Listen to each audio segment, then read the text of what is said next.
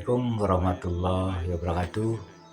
Jumpa lagi saudara-saudaraku dimanapun berada di Nusantara ini. Semoga semua dalam keadaan sehat walafiat, bahagia, selalu bersama keluarga. Amin ya rabbal alamin. Saudara-saudaraku, di sini saya akan mengulas untuk 40 kebohongan Habib di negeri ini. Di sini saya akan membeberkan atau akan memberikan yaitu 40 kebohongan Mbak Alawi untuk mendoktrin pribumi. Saya akan ulaskan. 1. Ada yang bisa memadamkan api neraka. Yang kedua, ada yang bisa mengeluarkan rantai emas dari langit. Yang ketiga, ada yang bisa mi'raj 70 kali dalam satu malam. Untuk yang keempat, ada yang bisa mengeluarkan surat sakti ke alamat Munkar Nakir. Aneh ya. Yang kelima, ada yang bisa tiap hari bolak-balik ke surga. Yang keenam, ada yang rumahnya tiap sore didatangi Nabi Muhammad Sallallahu Alaihi Wasallam. Yang keenam, ada yang ketujuh ya, maaf, ada yang ketujuh, ada yang bisa menghidupkan orang mati. Yang kedelapan, ada yang bisa mengislamkan orang kafir setelah mati. Yang sembilan, ada yang bisa terbang jauh. Itu ya untuk pendoktrian Mbak Alawi yang kesembilan. Dan yang ke-10, ada yang tidak perlu naik haji. Yang penting ziarah Habib Tarim. Aneh. Yang ke-11, ada yang bisa mencabut ruh dan bisa mengembalikan lagi. Aneh. Yang 12, ada yang tidak tidur selama 33 tahun. Wow. Yang ke-13, tadi yang 12, sekarang 13. Ada yang mampu menarik pesawat yang sudah terbang kembali seperti layang-layang. Aneh ini ya. Para Habib ini.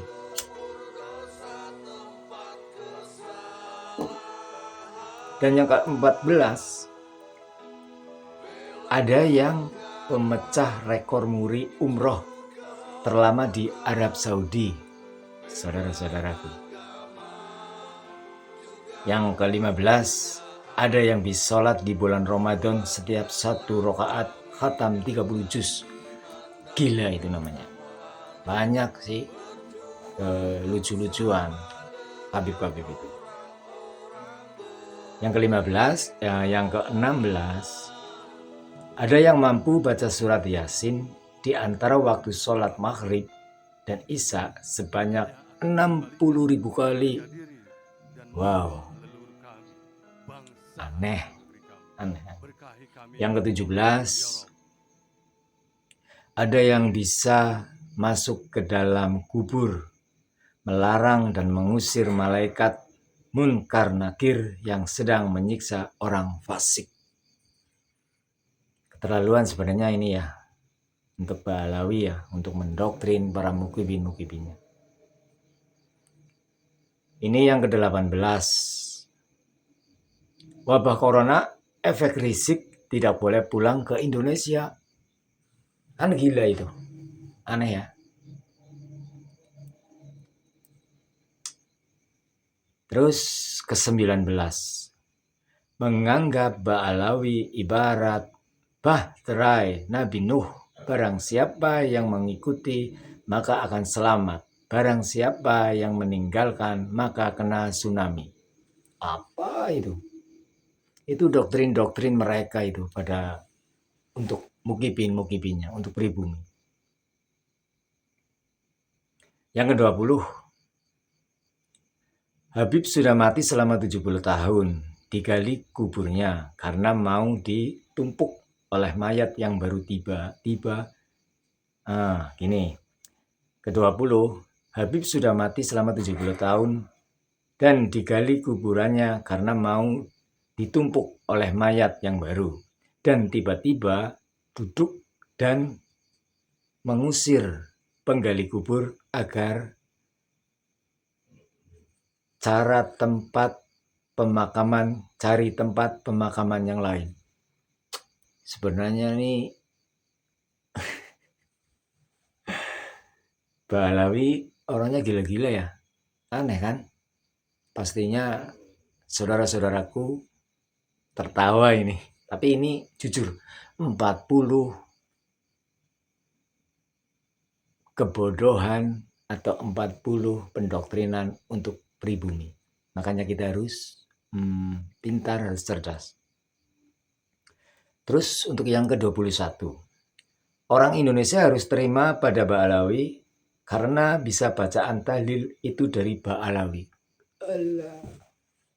Emang Ba'alawi paham tentang tahlil? Kan lucu ya. Yang ke-22, ada yang bisa terbang menembus langit. Stres sekali. 23, kalau Habib hidup di Indonesia tidak aman, maka bumi akan dihancurkan oleh Allah. Aduh, begitu parahnya ini ya. Ba'alawi. 24, kemerdekaan Indonesia ini, sebentar.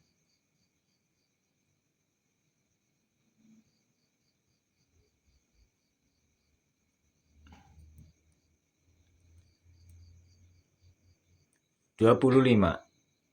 Habib Hasan konon katanya sudah berjumpa Nabi Muhammad SAW di akhirat." Kayaknya sudah stres ini para Habib Doblowi. 26, bendera merah putih konsep Habib Ali Kuitang, kan aneh. 27, kemerdekaan 17 Agustus itu atas perintah Habib Ali Kuitang. Waduh, gawat. 28, kita cermati selalu ya, kita cermati terus nih. Lucu, aneh. 28, anjing saja dimuliakan di surga gara-gara memuliakan habaib. Stres ya ternyata ya para Habib Doblowi.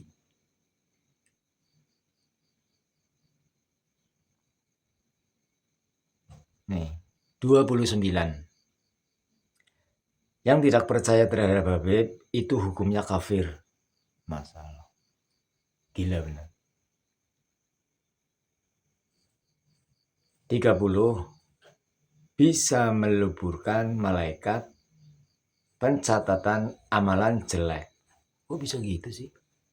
Ba'alawi. 31, umur 7 tahun menghatamkan Al-Quran dalam 1 rakaat sholat. Stres. 32, bisa menurunkan hujan susu tetangganya mungkin.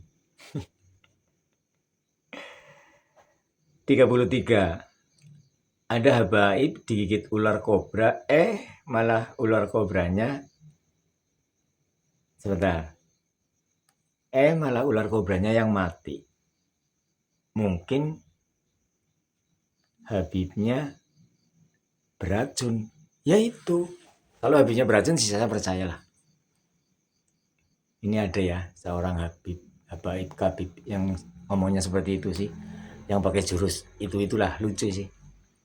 Kalau Siapa lagi kalau bukan Bahar? Kita semua tahu lah ya. 34. Seorang ibu haram memarahi putranya, keturunannya Ba'alawi. Loh, kok begitu? Nggak bahaya ta? 35. Habib ketika berbuat maksiat, semaksiat apapun, mabuk, zina, dan lain-lain, tetap suci, karena disucikan oleh Allah sesuci-sucinya. Habib Dobolowi sudah edan. 36. Allah dan malaikat sholat untuk Nabi Muhammad dan keturunannya. Ngawur. 37. Memalsukan makam para ulama dan para pejuang. Betul itu. 38. Kalau beramal harus pakai amalannya Habib. Clue, bukan jangan diamalkan. 38. Kalau beramal harus pakai amalannya Habib. Kalau bukan jangan diamalkan. Kan hanya Mukibin yang mau. Kalau pribumi yang lain mana ada, nggak ada. Bib, tuang dobol nggak ada.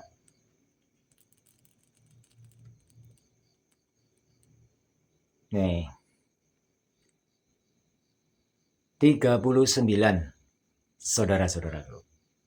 Ada yang bisa baca kitab kuning dari kiri ke kanan. Gila. Karena biasanya cuma bisa baca Arab Latin. Saudara-saudaraku tertawalah. 40. Ada yang bisa zikir 7.000 kali dalam sekali nafas. Apa itu bukan bebek ya yang bisa nafas lewat bawah? Itulah 40 kebohongan Ba'alawi untuk mendoktrin pribumi. Itu semua sudah saya sebutkan. Makanya saran saya, pribumi harus waspada dengan bacaan-bacaan informasi apapun, harus jeli, harus cermat. Dan Habib itu tidak ada satupun yang tersambung nasabnya dengan Kanjeng Nabi Muhammad SAW. Karena selama yang sudah tes DNA, tidak ada yang menunjukkan bahwa terkait nasabnya. Dan semuanya tidak ada. Dan belum ada sampai sekarang. Dan banyak juga para kabib-kabib yang mengaku sebagai cucu Kanjeng Nabi Muhammad SAW. Mereka kalau disuruh tes DNA, lari terbirit-birit sampai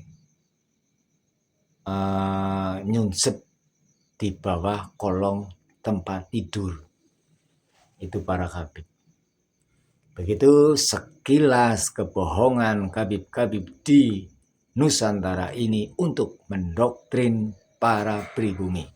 Sudah saya jelaskan, sudah saya bacakan. Semoga ini semua bermanfaat untuk kita semua. Saya izin pamit. NKRI harga mati.